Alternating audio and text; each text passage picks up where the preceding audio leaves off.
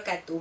Apa khabar saya ucapkan kepada para menonton yang hadir pada program Bicara An-Nisa. Okey, pada hari ini kami akan mengupaskan topik-topik yang akan menarik. Sebelum itu saya mengharapkan para penonton berada dalam keadaan yang baik, berada dalam keadaan yang sihat dan berada dalam keadaan yang sangat pada tahap bahagialah orang kata. Okey, terima kasih kerana sudi menonton Bicara An-Nisa yang akan mengupaskan topik amat panas jugalah hari ini juga.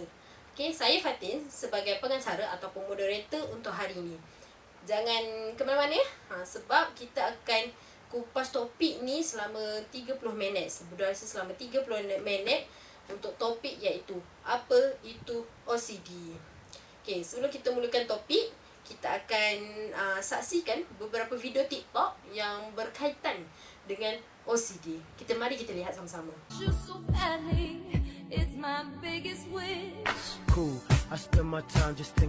Tengokkan beberapa video TikTok yang tentang OCD ni.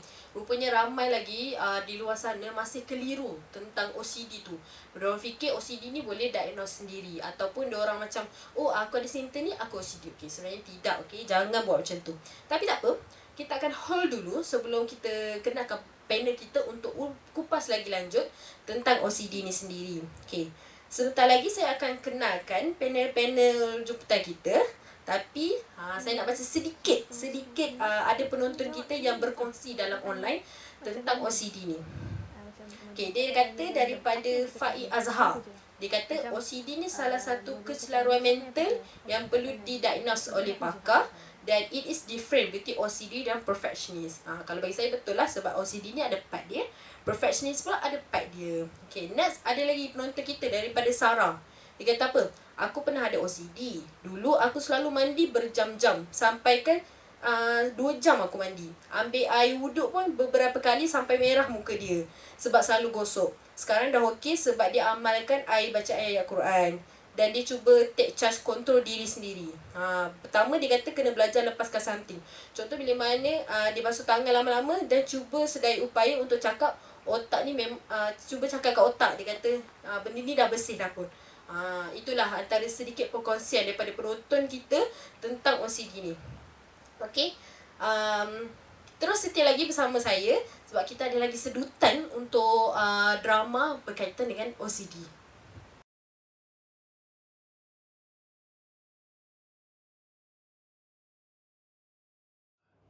Lepas ni, Kak Mah tak perlu lagi lap-lap meja dia, bersihkan meja dia sebab dia tu jenis manusia yang kemas meja sendiri. Senang cerita Kak Mah jangan bersihkan meja dia, jangan usik barang dia, jangan alih barang dia.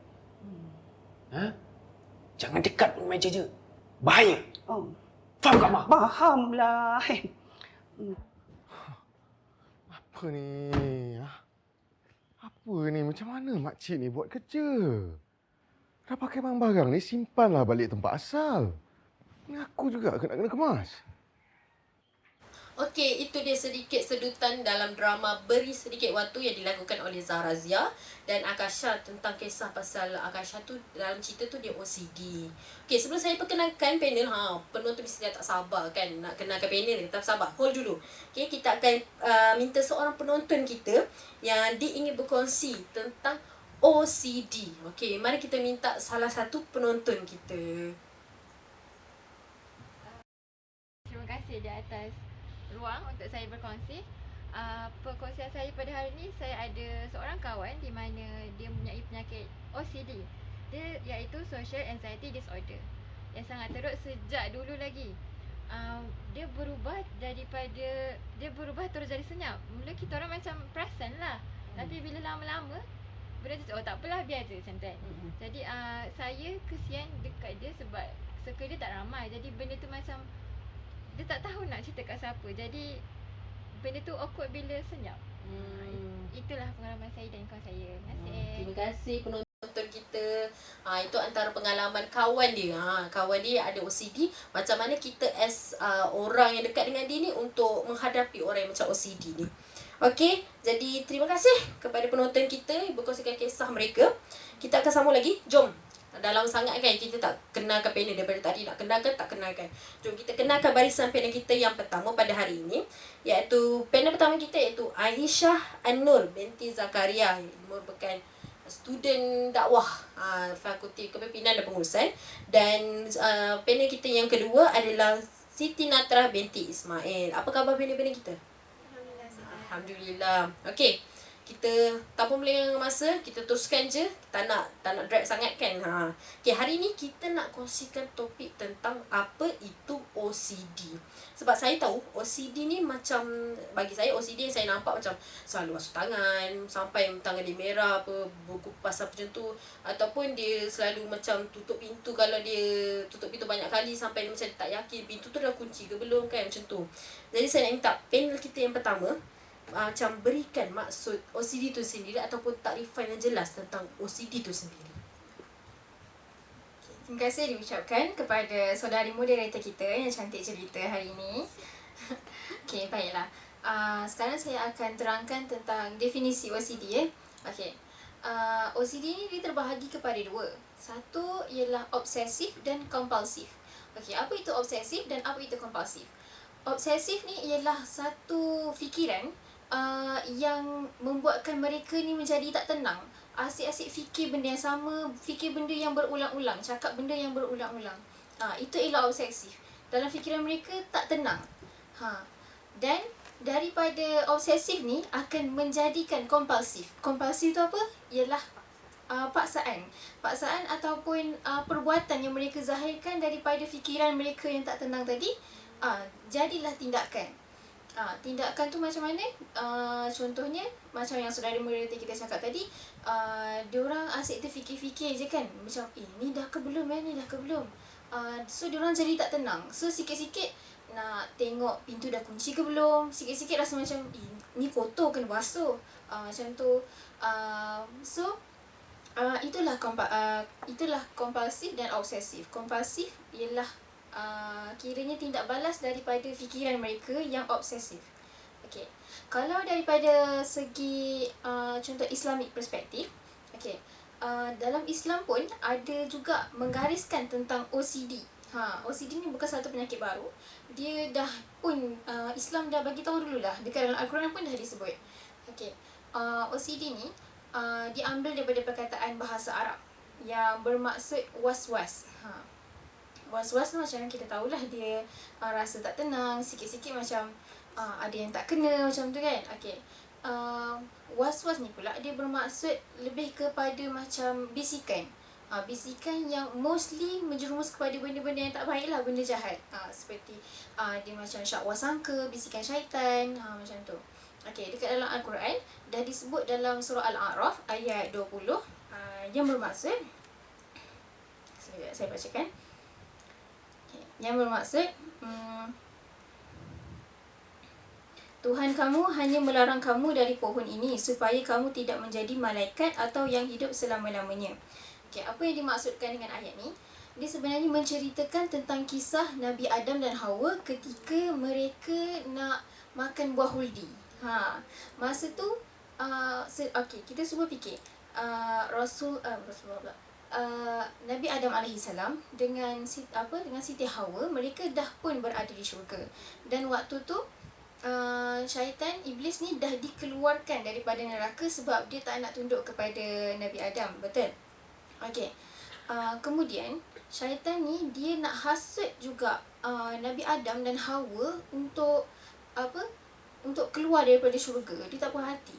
Itulah dia sifat syaitan. Dia kalau dia tak dapat nak hasut kita kepada benda buruk, dia akan hasut kita dengan benda yang baik. Dalam ayat tadi dia kata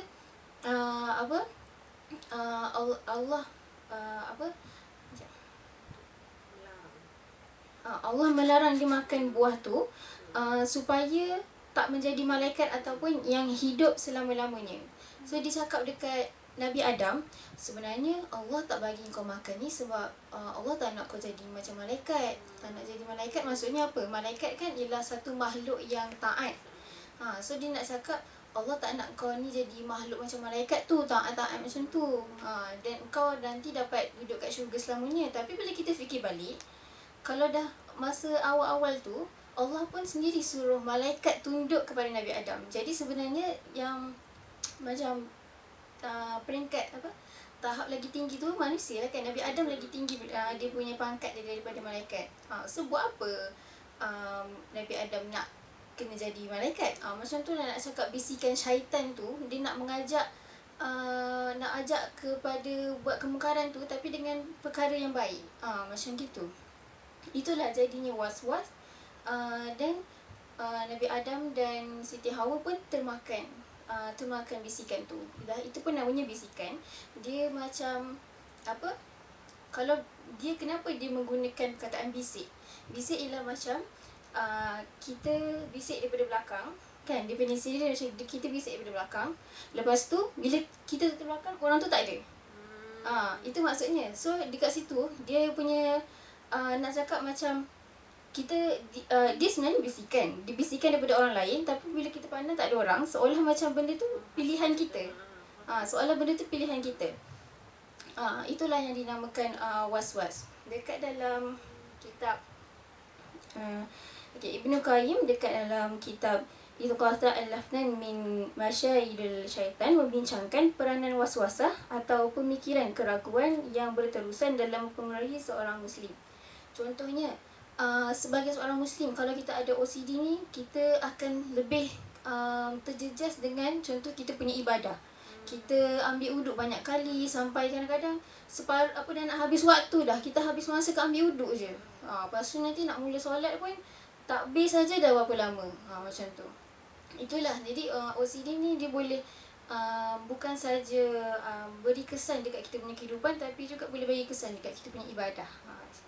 InsyaAllah itu sahajalah daripada saya untuk menjawab soalan saudari moderator kita. Okey, terima kasih. Saya ucapkan memang amat padat dan memang jelaslah orang kata apa maksud OCD tu sebenarnya. Sebab kadang ada orang confuse tentang OCD. Sebab kita tahu ada OCD ada, OCPD pun ada, perfectionist pun ada. So orang confuse tentang tiga perkara ni. Bila mana orang adakah OCD ni satu benda yang membawa kepada keburukan ke ataupun efek kepada sekeliling kita ke kan. Okey, terima kasih panel pertama kita. Kita dah soalan yang pertama. Banyak lagi soalan kita ni. Okay, kita teruskan dengan soalan kita yang kedua.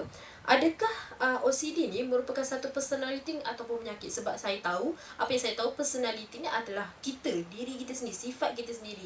Kalau penyakit merupakan banyak benda lah kan. Penyakit boleh melibatkan, ataupun OCD ni adalah satu penyakit mental. Jadi kita nak minta panel kita yang kedua untuk terangkan lebih lanjut, adakah OCD ni personality ataupun penyakit? Okay, bismillahirrahmanirrahim. Terima kasih kepada moderator kita. Kembali kepada persoalan yang ditanyakan tadi, iaitu adakah OCD ini merupakan suatu personality ataupun penyakit? Pertama sekali kita kena faham bahawa OCD ini adalah satu keadaan yang mana mempunyai ciri-ciri obsesif dan juga kompulsif, yang mana mampu menjejaskan kehidupan seseorang. Kerana perbuatan itu dilakukan tanpa rela hati, sedangkan dia sedar bahawa perbuatan dia itu adalah sesuatu yang tidak rasional. Setiap dan ciri-ciri ini telah membuatkan seseorang itu tidak kehidupannya tidak tenteram dan sentiasa berada dalam tertekan. Dalam dunia psikiatri terdapat juga satu keadaan yang dinamakan sebagai Obsessive Compulsive Personality Disorder, iaitu OCPD, yang mana dia mempunyai ciri-ciri yang tersendiri, iaitu antaranya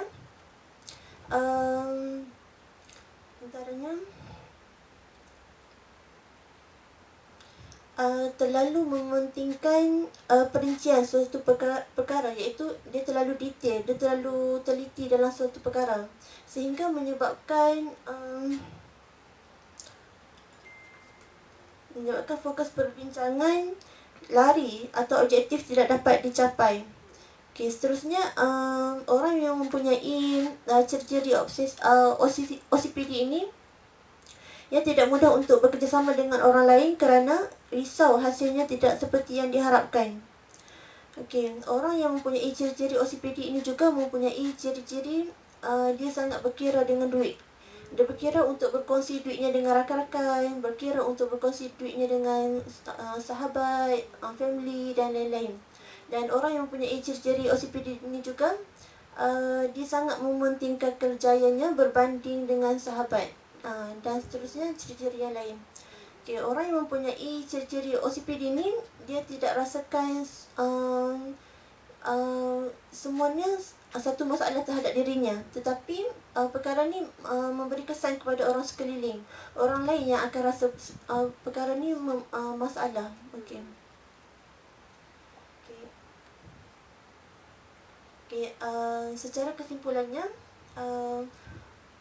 kembali kepada soalan tadi, adakah OCPD ni adalah personality atau penyakit? Kedua-duanya adalah betul, kerana boleh jadi personality dan juga boleh jadi penyakit. Kerana jika seseorang itu didiagnoskan mempunyai penyakit OCPD ni, dia haruslah memenuhi ciri-ciri yang disebutkan dalam DSM-5. Okey. Dan sedikit tambahan, terdapat satu keadaan di mana 30% pesakit diagnosisnya overlap. Dalam arti kata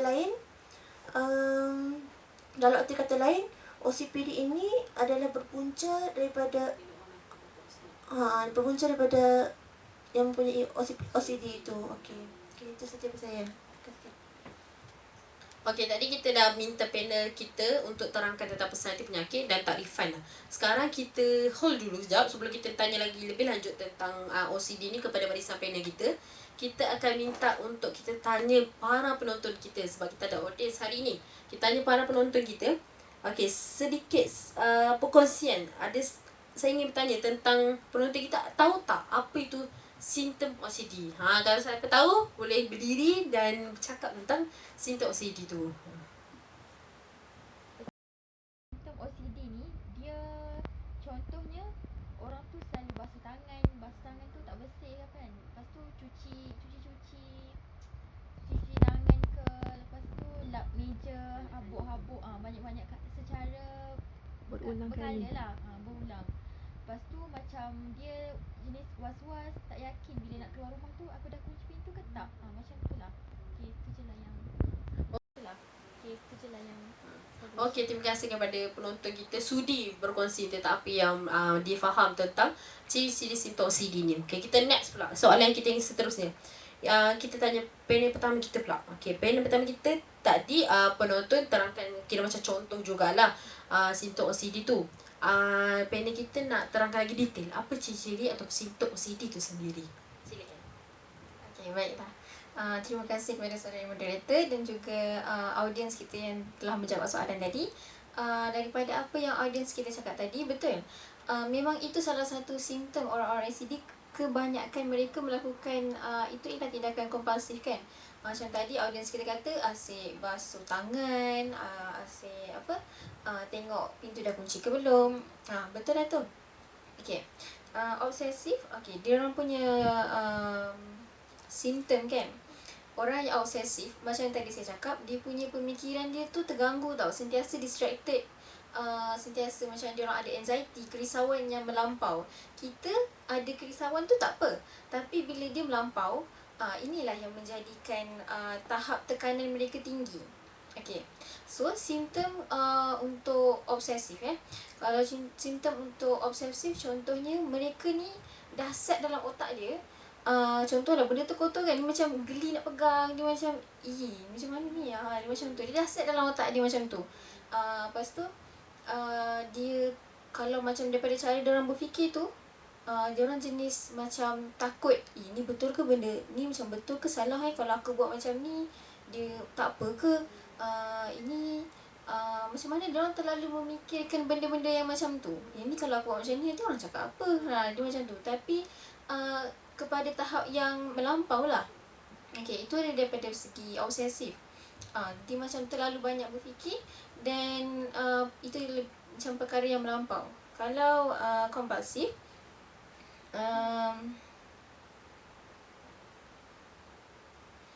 kalau kompulsif dia macam lebih kepada tingkah laku yang kan tadi kompulsif ni ialah kesinambungan daripada obsesif punya pemikiran kan. So kalau dia tak buat, dia tak akan rasa tenang tau. Diorang fikiran diorang dah bercelaru, dah macam sangat tertekan, macam macam mana ni, macam kotor, macam kena bersihkan. Dia macam tak dapat tahan benda tu kan. Dan kalau dia tak buat tindakan kompulsif ni, dia macam akan jadi lagi tertekan. Sedangkan diorang tahu tindakan ni menyusahkan. Macam diorang sedar benda ni, ini kalau buat dia makan masa lama, kan, sebab dia ada keraguan dekat diorang. Tapi dia tak boleh, dia macam tak boleh nak buat apa, tak boleh nak halang, sebab nanti diorang yang tak tenang fikirannya. Betul. Okey, contohnya macam diorang mandi lama, lepas tu macam over lah bersihkan diri tu sampai tadi macam rasa tak bersih je, tak tahulah sampai kalau badan tu nak putih macam mana kan, macam tu. Kalau boleh hilang semua daki, macam tu. Lepas tu basuh tangan berulang, mungkin celah-celah ni pun, walaupun makan apa je kan, nak bersihkan tu betul-betul. Nanti adalah kesan dia dekat nanti membazir air ke apa kan. Okay. Seterusnya macam dia satu lagi, biasanya pesakit OCD ni dia suka macam mengira, suka nombor. Contohlah dia dah basuh kan, macam 1, 2, dia macam dah berapa kali aku basuh ni, dia sedar je benda tu. Dia macam kiranya otak dia sentiasa bekerja, kira-kira, macam tu. Lepas tu contoh lain, mereka suka sorokkan barang. Kadang-kadang walaupun barang tu barang tak berharga, tapi dia suka sorokkan. Macam tadi kan, panel kedua kita cakap, mereka kalau bab duit ni dia macam berkira sikit, macam tu. Lepas tu diorang suka cari kepastian yang kadang-kadang orang sekeliling tak berapa selesa. Contohlah orang dah cakap nanti buatnya macam ni, tapi dia macam betul ke? Nanti dia tanya orang lain pula, macam tu lah kompulsif kan. So setakat ni saya harap audience semua faham lah, itulah lebih kurang simptom-simptom yang biasa dihadapi oleh pasien OCD. Okay. Tadi panel kita dah ulaskan tentang banyak benda lah, terutama yang simptom tadi yang memang banyak lah. Sebab orang kadang-kadang confuse, diorang ni betul ke OCD, sebab kadang diorang suka diagnose sendiri tau. So sampai benda tu okay, aku OCD lah, diorang tak refer pakar. Sedangkan sepatutnya kalau diorang rasa diorang ada simptom tu, pakar lah diorang kena lagi untuk counselor untuk dapatkan info betul ke aku OCD ke apa semua.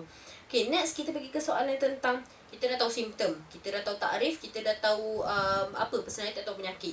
Sekarang kita nak tahu bila mana simptom tu datang, apa punca simptom tu datang. Okay, kita minta panel kedua kita untuk kupaskan lagi. Silakan. Okay, terima kasih kepada moderator. Okay, kembali kepada soalan moderator, itu punca terjadinya OCD ini. Okay, OCD ini merupakan satu boleh dah. Sorry.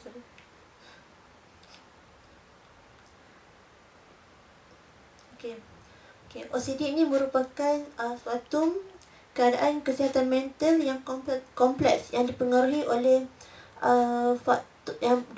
oleh pelbagai faktor. Antaranya ialah faktor genetik, faktor biologi dan juga faktor persekitaran. Okey. Walaupun puncanya sukar difahami secara lebih mendalam, penyelidikan telah membuktikan bahawa gabungan antara tiga faktor ini adalah punca utama terjadinya OCD kepada seseorang. Okay, kembali kepada faktor pertama, iaitu faktor biologi. Faktor biologi ini adalah melibatkan struktur dan juga fungsi otak, di mana terdapat beberapa kawasan otak, antaranya seperti cortex orbifrontal dan juga kawasan yang lain yang merupakan punca utama terjadinya OCD. Okay. Dan apabila terjadinya abnormal di kawasan otak tersebut, maka ia menjadi kecenderungan besar untuk terjadinya OCD kepada seseorang. Okey, itu adalah faktor biologi yang melibatkan fungsi otak dan juga struktur. Yang kedua, faktor genetik sendiri, iaitu yang melibatkan keluarga dan juga keturunan. Okey, seseorang yang mempunyai OCD ini kadang-kadang disebabkan faktor genetik yang datang daripada family utama iaitu ibu bapa ataupun adik-beradik.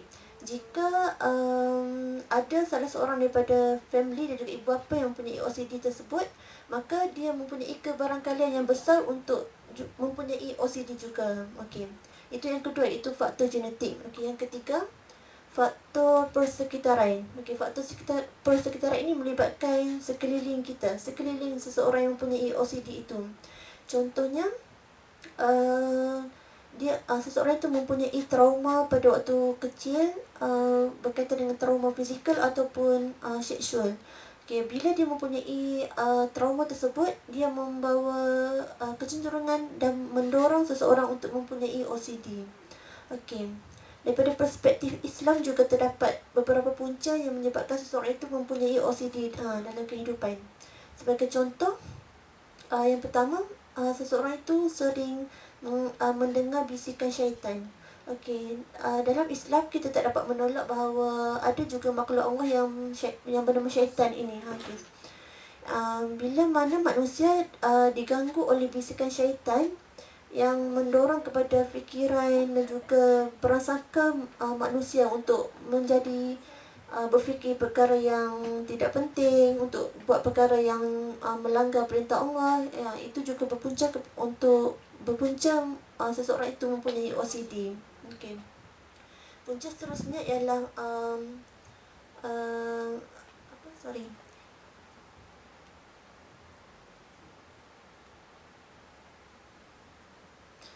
kepercayaan dan juga amalan rohani.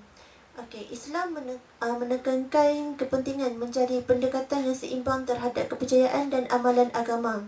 Kadang-kadang tumpuan yang berlebihan pada ritual tertentu atau ketakutan melakukan dosa agama boleh menyumbang kepada gejala OCD. Contohnya, seseorang tu dia berulang-ulang kali berdoa kerana dia takutkan kekotoran seperti najis.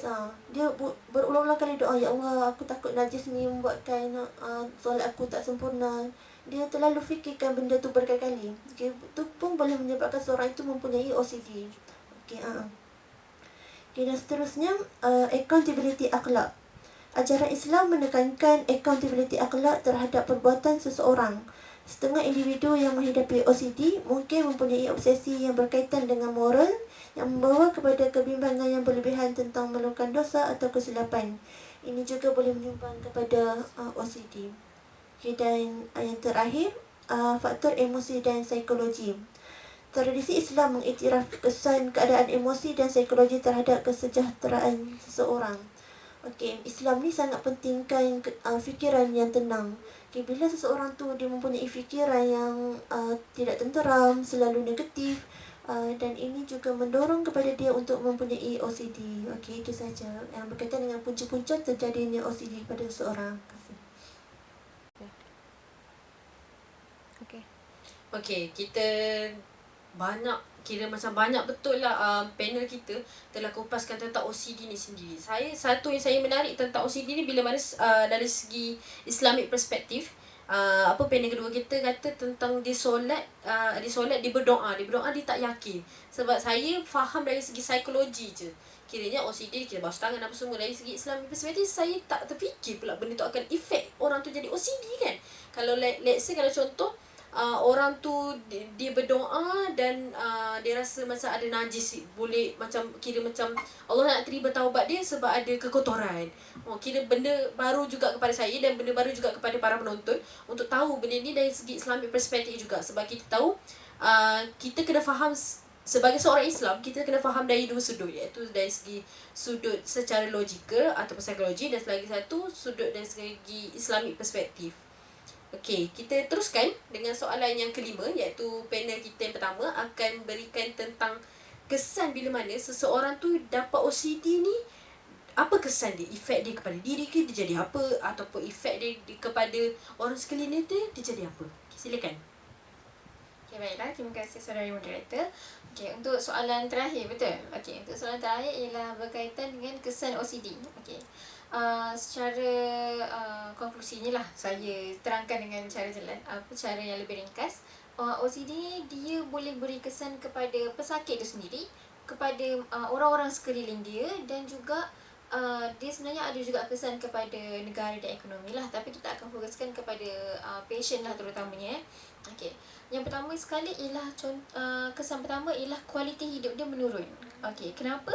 Okey, awak bayangkan awak berkenalan dengan seorang yang ada OCD. Kita kawan dengan dia.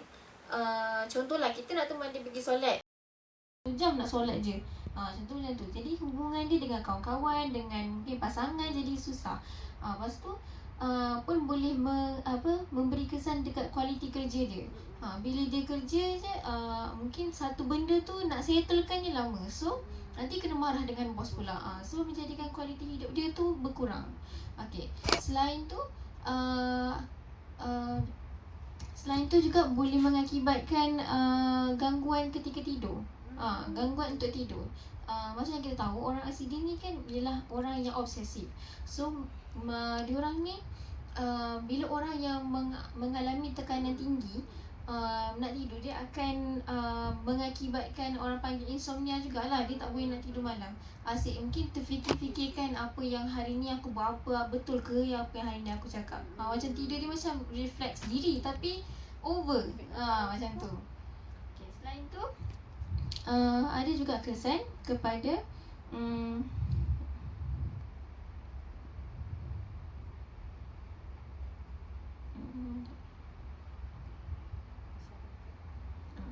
okey, apa?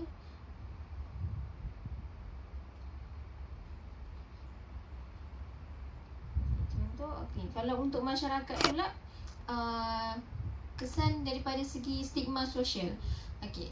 Sebenarnya OCD ni memang majoriti orang tahu, tapi belum ada betul-betul awareness yang macam proper. Sebab macam yang tadilah, kalau anda semua dekat dalam dewan ni tak datang hari ni, mungkin awak punya perspektif tentang OCD ni ialah macam yang awal-awal tadi moderator kata, dia orangnya macam pembersih, geli-geli yang macam tu kan. Macam perfectionist, sedangkan OCD ni ialah gangguan mental. Okay, so kiranya dalam masyarakat kita belum betul-betul ada kesedaran tentang OCD ni. So dia akan macam kalau tiba-tiba masyarakat kita ni jumpa dengan orang yang betul-betul ada OCD, tapi kita tak tahu, lepas tu kita pula macam misjudge orang tu. So dia akan bagi tekanan juga. Macam tu. Rasanya itu sajalah kalau nak kita fokuskan untuk kesan daripada segi patient dengan masyarakat. Okey, kita dah selesai untuk bahagian kata kesan kan tadi. Betul, kesan sekarang untuk masyarakat, mereka tak sedar. Diorang tahu, memang tahu OCD. Tapi bila diorang dah didekati dengan orang yang ber-OCD, diorang akan macam, kau dah faham macam ni. Diorang akan jadi macam menjauhkan diri pula dengan OCD. Sedangkan sepatutnya kita dah tahu orang tu ada OCD, why not kita bawa dia untuk bantu sama-sama dia elakkan benda tu, kurangkan benda tu. Sebab ada yang saya baca, OCD ni sebenarnya dia tak boleh nak orang kata hilang 100%, tak boleh. Sebab dia kena mengurangkan je atas faktor ubat ke apa semua kan. Jadi sekarang kena dengan soalan saya yang saya nak tanya, bagaimana cara mengatasi. Kita tanya kepada panel kedua kita. Silakan. Okey, terima kasih sekali lagi kepada moderator kita. Okey. Bagaimana cara untuk mengatasi OCD ini? Okay, kita sendiri tahu bahawa dalam Al-Quran juga tercatat Allah berkata, Allah ciptakan penyakit bersama ubatnya. Begitupun dengan OCD ni, Allah ciptakan OCD bersama ubatnya. Okay. Terdapat cara untuk mengatasi OCD melalui perspektif psikologi. Itu yang pertama dari segi terapi, dan juga yang kedua melalui ubat-ubatan. Melalui terapi, dua terapi yang paling digunakan oleh para psikiatri untuk merawat pesakit OCD ni ialah iaitu terapi tingkah laku kognitif atau dikenali sebagai Cognitive Behavioral Therapy, itu CBT. Okay, dan yang kedua dikenali sebagai exposure and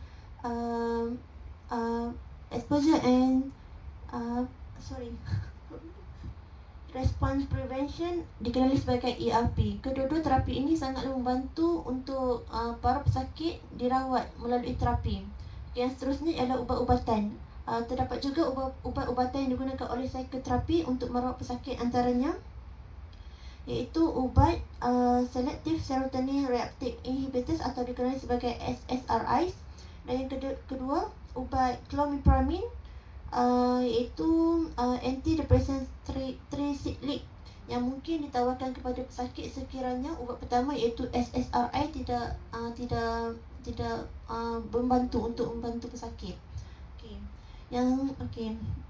Seterusnya cara mengatasi daripada perspektif Islam. Yang pertama, cara untuk mengatasi OCD ni adalah dengan banyakkan mengingati Allah, iaitu berzikir. Dengan bila kita banyakkan berzikir, pesakit OCD ini secara tidak langsungnya akan kurang berfikir perkara yang tidak bermanfaat kepada diri. Bila dia berzikir, banyak mengingati Allah, hati dia akan menjadi tenang. Dia kurangkan berfikir perkara yang yang menyebabkan diri dia semakin stres dan sebagainya. Bahkan dalam Al-Quran sendiri, Allah menyebut dalam surah Al-Ra'd ayat 28 yang berbunyi, A'udzubillahi minasyaitonirrajim, ala bizikrillah tatma'innul qulub, yang bermaksud ingatlah, dengan mengingati Allah hati menjadi tenang. Yang seterusnya, cara untuk mengatasi OCD melalui perspektif Islam ialah dengan memperbanyakkan membaca Al-Quran. Kita sendiri tahu bahawa Al-Quran ini bila kita membaca, bila kita mendengarkan ayat alunan suci Al-Quran itu, hati akan menjadi tenang, jiwa akan jadi tenang. Bila pesakit OCD ini memilih untuk membaca Al-Quran, mendengar Al-Quran, hati dia akan menjadi tenang dan terlupa untuk fikir perkara-perkara yang membuatkan dia menjadi stres dan berpunca kepada OCD tersebut. Bahkan ini juga disebut dalam Al-Quran, dalam surah Al-Isra ayat 82 yang berbunyi, A'udzubillahi minasyaitonirrajim, wa nunazzilu minal Qur'an ma huwa shifaa'an wa rahmatan lil mu'minin wa la yazidu zalimin illa qasara, yang bermaksud, dan kami turunkan dari Al-Quran sesuatu yang menjadi penawar dan rahmat bagi orang-orang yang beriman, dan Al-Quran itu tidaklah menambah kepada orang-orang yang zalim selain kerugian. Dan yang ketiga, pesakit OCD ni boleh mengatasi OCD tersebut dengan memperbanyakkan meminta pertolongan daripada Allah Subhanahu Wa Taala. Kita pun tahu bahawa cara untuk kita bercakap dengan Allah adalah dengan memperbanyakkan berdoa. Dan bila kita nak Allah bercakap dengan kita kena banyakkan membaca Al-Quran. Bila kita minta pertolongan daripada Allah, Allah akan terus membantu kita. Seperti orang yang punya penyakit OCD ni, dia minta pertolongan daripada Allah untuk meminta kesembuhan. InsyaAllah Allah akan kabulkan doa tersebut dan dia pun akan dapat kesembuhan dengan izin Allah Subhanahu Wa Taala. Seperti doa Nabi Ayub yang difirmankan dalam surah Al-Anbiya ayat 83 yang berbunyi, A'udzubillahi minasyaitonirrajim, wa ayyuba iznada rabbahu anni masani yadhurru wa anta arhamur rahimin, yang bermaksud, ya Tuhanku, sesungguhnya aku telah ditimpa penyakit dan engkau adalah Tuhan yang maha penyayang di antara para penyayang. Itu adalah antara cara-cara untuk mengatasi OCD daripada perspektif psikologi dan juga perspektif Islam. Itu sahaja. Ucapkan kepada panel kita, saya harap sangat para penonton ambil ilmu yang kita kongsikan, yang panel kongsikan pada hari ini. Sebab orang kata macam walaupun dah banyak sebenarnya ilmu yang mereka kongsikan, so at least kita tahu serba sedikit OCD, walaupun tak keseluruhan lagi, tapi kita tahu as yang orang manusia ni, kita macam tahu okay, orang ni ada OCD macam tu. Sebab kita dah tahu panel telah terangkan dari segi maksud tarifan, cara mengatasi, punca, simptom, dah banyak lagi mereka kongsikan. Jadi para penonton harap sangat jangan, kalau boleh bila mana ada OCD ataupun simptom tu, jangan terus diagnose. Jangan, jumpa dulu pakar, tanya dulu pakar tentang info-info OCD tu sendiri. Seterusnya, terima kasih saya ucapkan kepada panel jemputan kita dan para penonton yang telah setia bersama kami pada hari ini. Semoga apa yang baik kita kongsikan pada hari ini memberi manfaat kepada para penonton sekalian. Terima kasih saya ucapkan dan Assalamualaikum dalam Bicara An-Nisa. Oleh itu, dapat saya simpulkan bahawa pakar ataupun kaunselor yang bertemu dengan pesakit OCD ini perlulah mempunyai skill-skill tertentu untuk menangani masalah mereka. Sebagai contoh, mereka perlulah mempunyai skill mendengar, listening, kerana pesakit OCD ini akan menceritakan semua masalah mereka kepada kaunselor ini. Terusnya adalah harapan, hope. Pesakit OCD ini akan menceritakan segala masalah mereka kepada kaunselor. Oleh itu, kaunselor perlulah mempunyai skill harapan, hope, kerana pesakit OCD ini akan menceritakan segala masalah mereka. Jadi, harapannya bahawa pesakit ini boleh disembuhkan jika mereka melalui terapi ataupun mereka menceritakan segala masalah mereka kepada kaunselor. Seterusnya ada encourage, memberi galakan kepada pesakit OCD bagaimana mereka boleh menangani masalah mereka dengan sendiri. Akhir sekali adalah jenaka, humor. Ketika sesi kaunseling diadakan, kaunselor perlulah ada humor dalam diri mereka agar suasana kaunseling itu tidak berlaku tegang. Mereka dapat membina satu relationship, hubungan yang akrab apabila membantu mereka dapat menyelesaikan masalah dengan lebih sempurna dan tidak terlalu tegang. Etika Islam menyediakan rangka kerja untuk kaunseling individu yang mengalami gangguan obsesif compulsive disorder dengan menekankan belas kasihan, pemahaman dan bimbingan dalam batas-batas ajaran Islam. Berikut adalah beberapa aspek utama etika Islam yang berkaitan dengan kaunseling mengenai OCD. Yang pertama, belas kasihan dan empati. Etika Islam menggalakkan kaunselor mendekati individu yang mengalami OCD dengan belas kasihan dan empati. Menyedari penderitaan dan kesusahan individu, kaunselor harus berusaha untuk memberikan sokongan, emosi dan pemahaman sepanjang proses kaunseling. Yang kedua, kerahsiaan.